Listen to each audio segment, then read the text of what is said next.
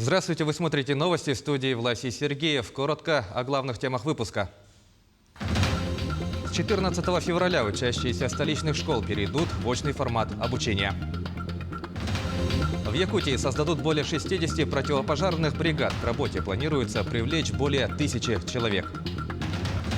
50 лет совместной жизни. Якутяне Анатолий и Люсетта Черняк отметили золотую свадьбу. Учащиеся с 1 по 11 классы столичных школ 14 февраля будут учиться в очном формате с соблюдением санитарных требований. Сообщается, что при входе в здание школы будет действовать температурный фильтр. Также будут соблюдаться масочный режим и разграничение учеников во время уроков и перемен.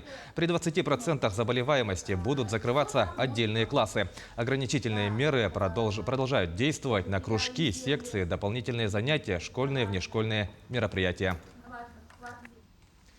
Более 60 противопожарных бригад будут созданы в районах республики. Об этом во время заседания оперативного штаба по подготовке к пожароопасному сезону заявил первый заместитель председателя правительства республики Дмитрий Садовников.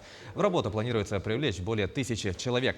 Желающие записаться в эти бригады могут обратиться в местные органы власти. Отмечается, что создание противопожарных бригад стало возможным в первую очередь благодаря увеличению финансирования.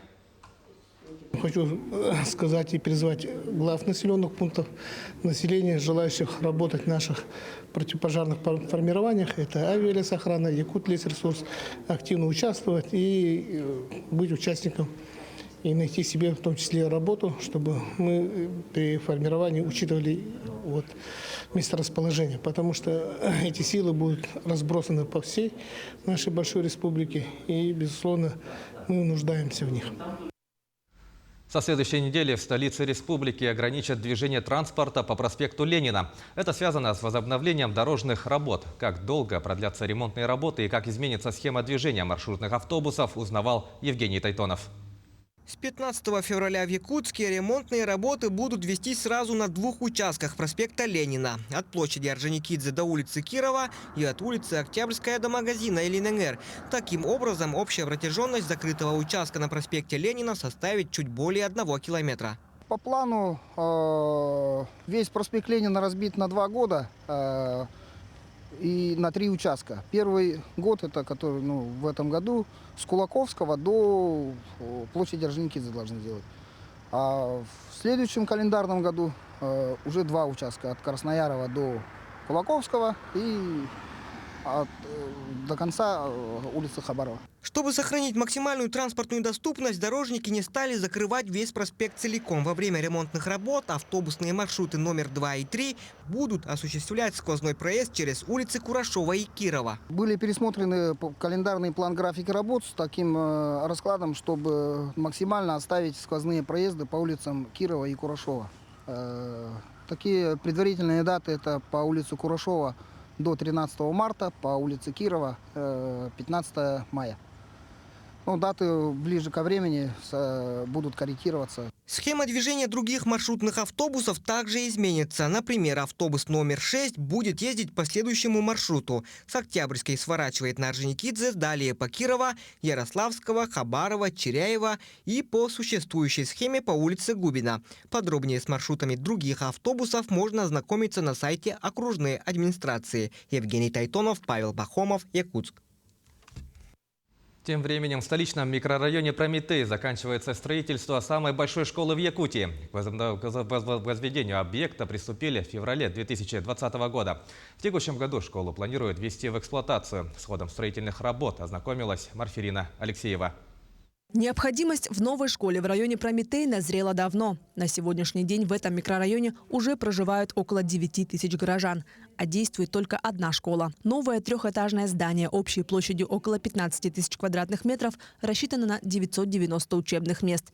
Современная школа состоит из 5 объединенных блоков. Панорамные окна, 2 спортивных зала, холлы для активного отдыха, столовая на 500 мест, а кабинеты свободно вместят 30 учащихся. Уже приобретено современное IT-оборудование на 70 миллионов рублей.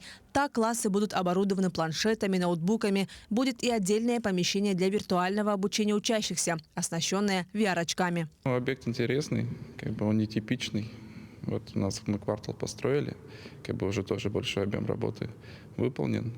Относительно квартала здесь много интересных инженерных задач. Например, вот вы видите фермы и так далее. Ну, перекрытие, потолки, высота даже совсем иная. Сегодня в Якутске действует 53 школы, рассчитанные на 23 тысячи учебных мест. А в реальности обучается более 50 тысяч ребят. На сегодняшний день Министерством просвещения Российской Федерации уже принято решение о строительстве 6 новых школ и 5 пристроек к уже имеющимся.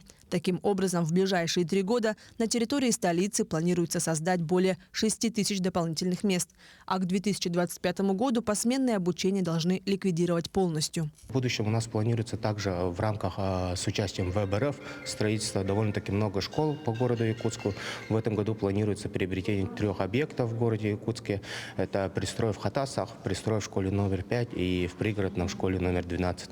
И в следующем году также планируется в микрорайоне ДСК, в Жатае и по улице Пирогова на 180 мест. В этом году к началу нового учебного сезона школу планируют ввести в эксплуатацию. На сегодняшний день рабочие завершают монтаж системы отопления, вентиляции, ведется укладка плитки и монтаж водоотведения. Строительная готовность объекта составляет 80%.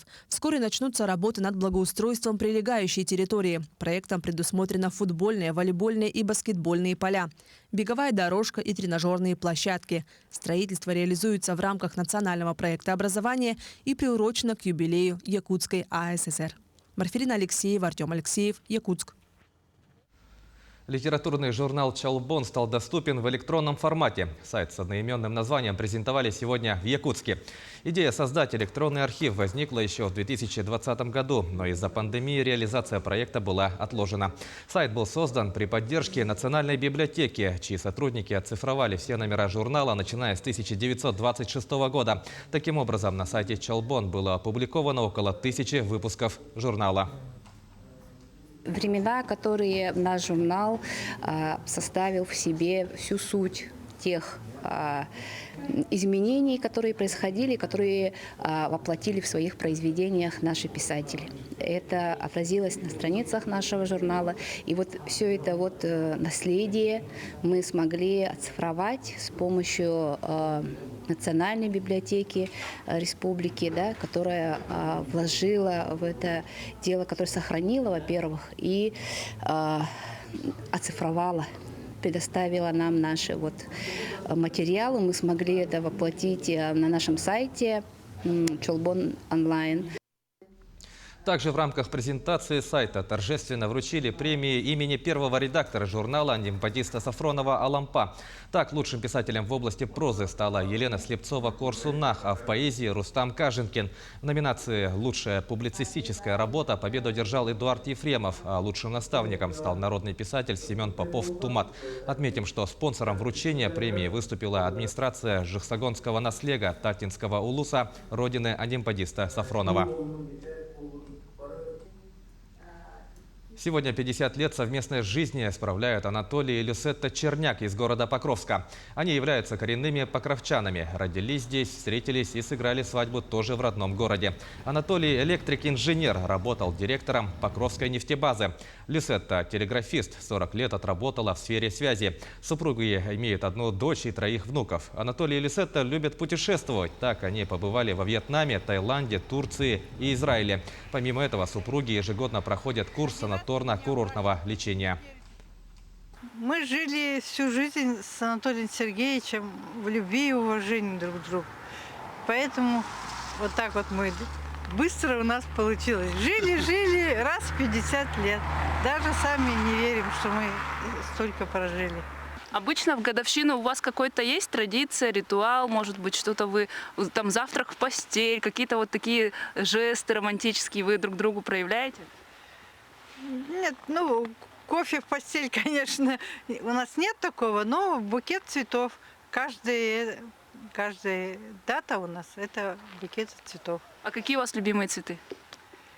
Хризантемы.